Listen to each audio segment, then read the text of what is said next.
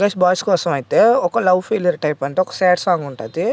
Maybe song అయితే బాగానే ఉంటుంది, అంత లవ్ ఫెయిలియర్ అనిపించదు. కానీ బాయ్స్కి అయితే డెఫినెట్గా నచ్చుద్ది, గర్ల్స్ కాదులే.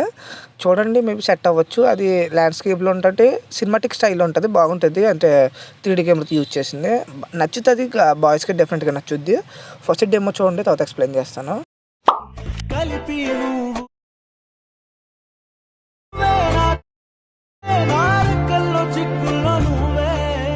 గైస్ డెమో చూసారు కదా, నచ్చింది అనుకుంటున్నాను. నచ్చింది కొంచెం అయితే కామెంట్ చేయండి అబ్బా.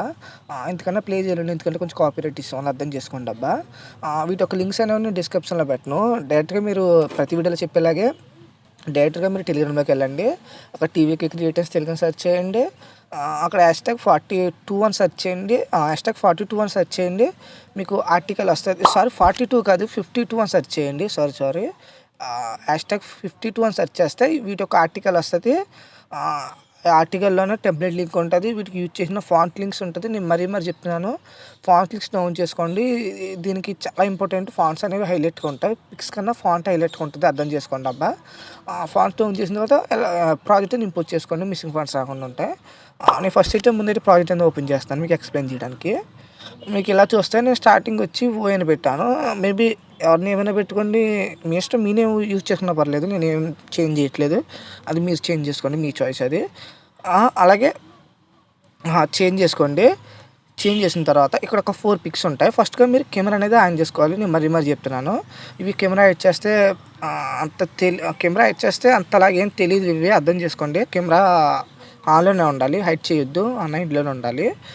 ఫస్ట్ ఏం చేస్తారంటే, ఇప్పుడు ఎవరిదైతే ఎడిటింగ్ చేసుకోవాలి, ఒకటి నేను 2 స్టెప్ చెప్తాను. ఫస్ట్ ఏంటంటే, ఒకసారి బ్యాక్ రండి, న్యూ గ్రూప్ ఓపెన్ చేయండి. ఒక్క నిమిషం, నేనైతే ఒక రేషన్లో పెట్టి ఒక న్యూ గ్రూప్ అని ఓపెన్ చేస్తున్నాను. ఇప్పుడు ఎగ్జాంపుల్ బాయ్స్ గురించి కాబట్టి ఇది నేనైతే ఇప్పుడు ఈ ఫోటో ఉంది, ఈ ఫోటోని నేను కలర్లో పెట్టుకోవాలనుకుంటే ఇలాగ ఉంచుతాను.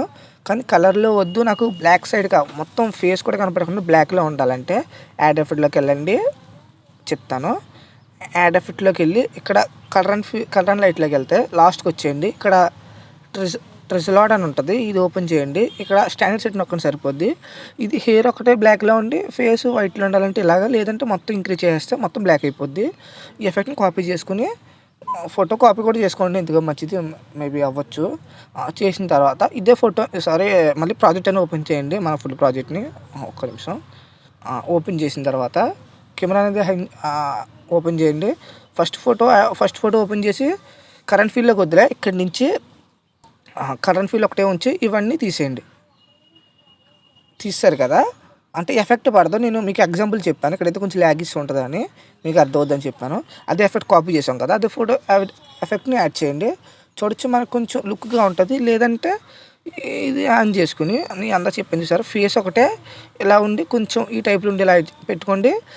లేదంటే నార్మల్గా ఫోటోని ఉంచుకున్న మేబీ సెట్ అవుద్ది. కానీ ఫోటో ఉంచుకుంటే కొంచెం బార్డర్ షాడోలోకి వెళ్ళి షాడోని కొంచెం ఒక సైడ్ పెట్టుకోండి. ఒక్క నిమిషం, ఒకసారి షాడోని ఆన్ చేయలేదు, షాడో సైడ్కి పెట్టుకొని కొంచెం సైజుని కొంచెం పెంచి అల్పాని ఆపోజిట్ని కొంచెం తగ్గించండి. సెట్ అయిపోయింది.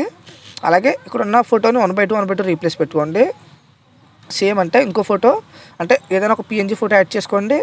ఎలా వద్దు రీప్లేస్, నేను చెప్పినట్టు చేయండి. మళ్ళీ మీకు రీప్లేస్ ఇష్యూలు ఏముండదు, అర్థం చేసుకోండి. ఇప్పుడు ఎగ్జాంపుల్ ఇంకో ఫోటో యాడ్ చేస్తున్నాను నేను, ఓకే కంటిన్యూ ఫోటోస్ యాడ్ చేయట్లేదు, అర్థం చేసుకోండి.